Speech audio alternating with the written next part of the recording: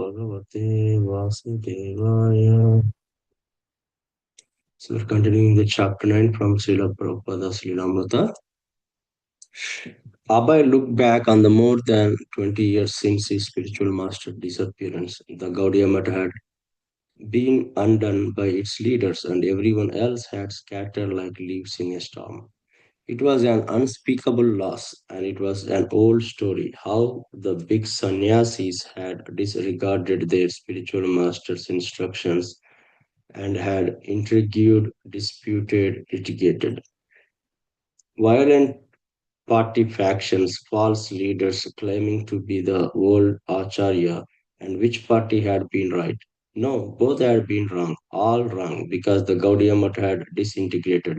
Now there were dozens of little matas and no preaching, no real preaching as before, when he Simha Guru had cast fear into the Mayavadis, had led an army of young, powerful preachers to march throughout India and the world.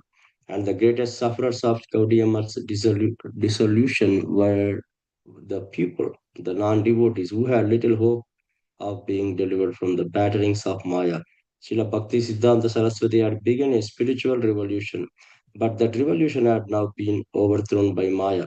The scattered particles of Gaudiya Math had settled quietly into self satisfied, insular, almost impotent units, and it was the people in general who suffered.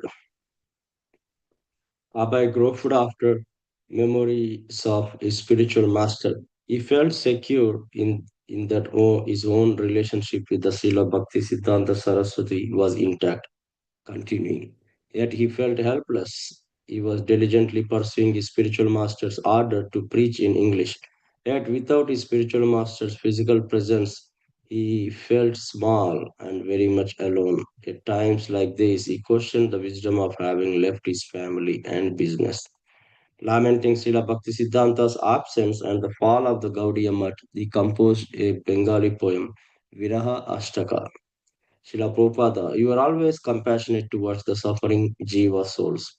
On the occasion of your separation, I see only dejection, an unlimited ocean of mercy, cutting an illusion, Nityananda distributed an ocean of flood of love of God. The Jatai Gosai stopped the stream, but coming yourself, Lord, you revealed this illusion. So once again, everyone was immersed in the flood of love, even one so fallen, insignificant, and sinful as I. On the strength of Lord Chaitanya's order, you sent all of your servants door to door as gurus. There was preaching everywhere from sea to the Himalayas. Now, in your absence, everything is darkness. O Srila Prabhupada, you are always compassionate towards the suffering jiva souls. On the occasion of your separation, I see only dejection. In the same way that Advait Prabhu brought Lord Gaura, so did Bhaktivedanta pray. His enthusiasm brought you.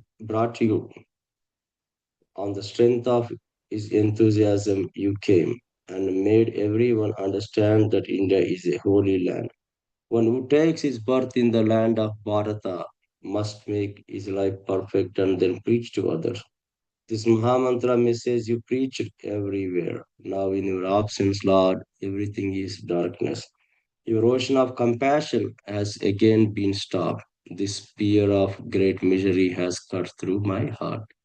Without Lord Chaitanya's message, there is just confusion. Seeing this, all Vaishnavas feels pangs of separation. The conditioned souls are all in darkness once again. They are searching for peace but are dying in the ocean of anxiety.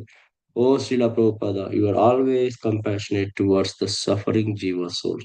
On the occasion of your separation, I see only dejection. Abhay's was a dark view, the golden era of preaching that had flourished in the days of Srila Bhaktisiddhanta Saraswati was no longer. By the influence of Maya, Abhay wrote, now everything is darkness. All devotional instructions have been dejected.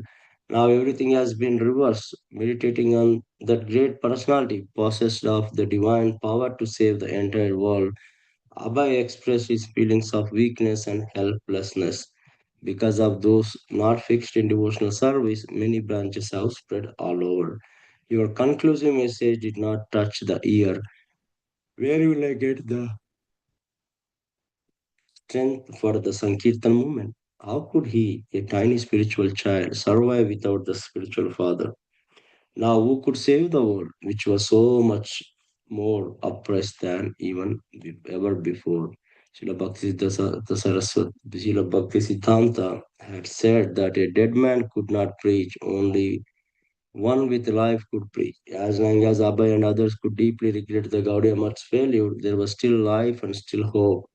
If everyone obtained this right and went out and made disciples, then the suffering souls in the world could be saved. It was useless to carry over what his god brothers had done. Yet in seeing and resenting it, Abhay found within the pain of what might have been a continuing spark of what still might be. Abhay sent this poem and Vrindavana Bhajana to Keshav Maharaj, who published them in Gaudiya Patrika. One might one night, Abhay had a striking dream, the same dream he had had several times before during his days as a householder. Srila Bhakti Siddhanta Saraswati appeared just as Abhay had known him, the tall, scholarly sannyasi coming directly from the spiritual world from Krishna's personal entourage. He called to Abhay and indicated that he should follow. Repeatedly, he called and motioned. He was asking Abhay to take sannyasa. Come, he urged, become a sannyasi. Abhay awoke in the state of wonder. He thought of this instruction as another feature of the original instruction Srila Bhakti Siddhanta Saraswati had given him at their first meeting in Calcutta. The same instruction that his spiritual master had later solidified in a letter, become an English preacher and spread Krishna consciousness throughout the Western world. Sannyasa was for that end. Otherwise, why would his spiritual master have asked him to accept it? Abhay reasoned that his spiritual master was saying, now take sannyasa and you will actually be able to accomplish this mission. Formally, the time was not right. Abhay delivered cautiously by accepting sannyasa. A Vaishnava dedicates his body, mind, words totally to the service of Supreme Personality of Godhead, renouncing all other engagement. He was doing that already. Srila Bhaktisiddhanta Saraswati had offered sannyasa to his leading disciples so that he could continue his mission. They had not done it. Preaching it west had proved perilous even after the Gaudiya Math most recognized sannyasis. How could he, a mere householder, presume he could succeed where the others had failed? He was hesitant. The helplessness, incapable feeling he had expressed in his Viraha Ashtaka was there. But now his spiritual master was beckoning him all with other consideration, even over natural humility. Now, although he was all elderly alone, the desire to preach just as his spiritual master had preached remained within him. A fierce, through sometimes quietly expressed determination. So we can stop here for today. So as we see, you know, after Bhakti Siddhanta Saraswati Maharaj left this world, you know, his disciples and his mission was not accomplished, as Prabhupada wrote in his poem, everything looks like a dark and dead, no preaching going on, none of Srila Bhaktisiddhanta Saraswati wishes are being fulfilled by the his, staunch followers or sannyasis, he has made to preach the mission of Sri Chaitanya Mahaprabhu. And, as you see, like, Srila Prabhupada, even though it's been 20 years since he met and got the instruction from Bhaktisiddhanta Saraswati Maharaj, he still have the same enthusiasm to continue, and also he is getting doubts, how to do it, how to accomplish, why it's happening. And now in the last paragraph, we saw that, Srila Prabhupada got a dream again from his, Guru Bhaktivedanta Saraswati Maharaj, asking Prabhupada to take a sannyasi diksha and preach and spread the, Krishna consciousness, in the English spoken world. So yeah, Prabhupada never gave up.